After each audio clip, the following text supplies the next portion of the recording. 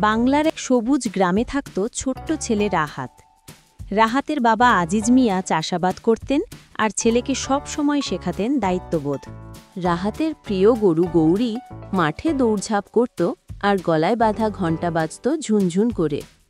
ঝুমুর, টুকটুকি আর বাবলি মাঠে দৌড়ে দৌড়ে খেলতে খেলতে রাহাতের বই ছিনিয়ে নিল।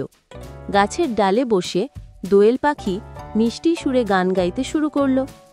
হঠাৎ এক অচেনা কুকুর ছাগলগুলোর দিকে ঘেউ ঘেউ করে তেড়ে গেল। গৌরী দৌড়ে গিয়ে কুকুরটাকে তাড়িয়ে দিল, সবাইকে রক্ষা করল। আজিজ মিয়া বললেন, সাহসী হতে হয়, ভয়কে জয় করতে হয়। রাহাত মনে মনে প্রতিজ্ঞা করল সে সব প্রাণীর বন্ধু হয়ে থাকবে।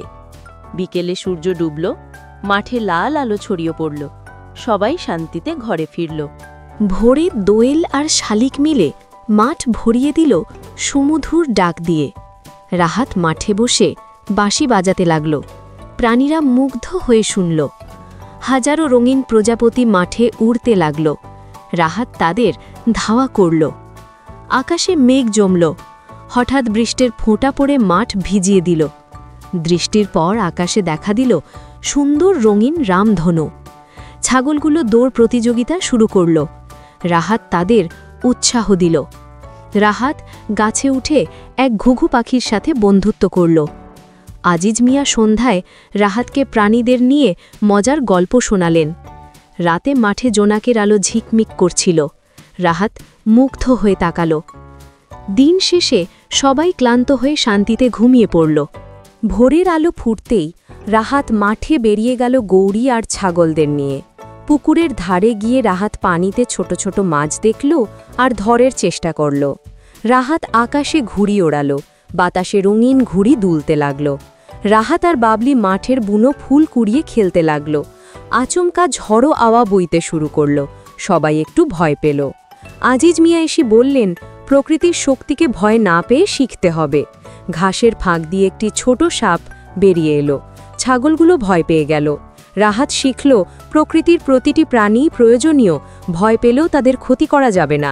রাহাত খালের পাড়ে গিয়ে পানিতে ভেসে যাওয়া পাতা দিয়ে নৌকা বানালো। দিন শেষে রাহাত গরু আর ছাগলকে খেতে দিল, সবাই খুশি হল। ভোরবেলা পাখিদের কিচিরমিচির গানের রাহাত জেগে উঠল। রাহাত ছাগলদের নিয়ে মাঠে দৌড় প্রতিযোগিতা খেলল। হঠাৎ রাহাত ঘাসের মাঝে একটি ছোট গর্ত দেখতে পেল। গর্ত থেকে একটি সাদা খরগোশ বের হয়ে এলো।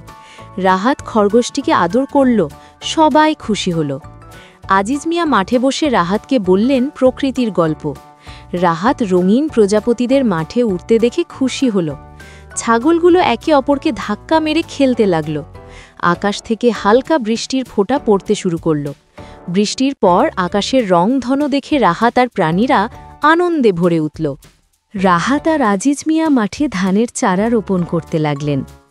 রাহাত খালের ধারে ছোট মাছ দেখে খুশিতে হাততালি দিল।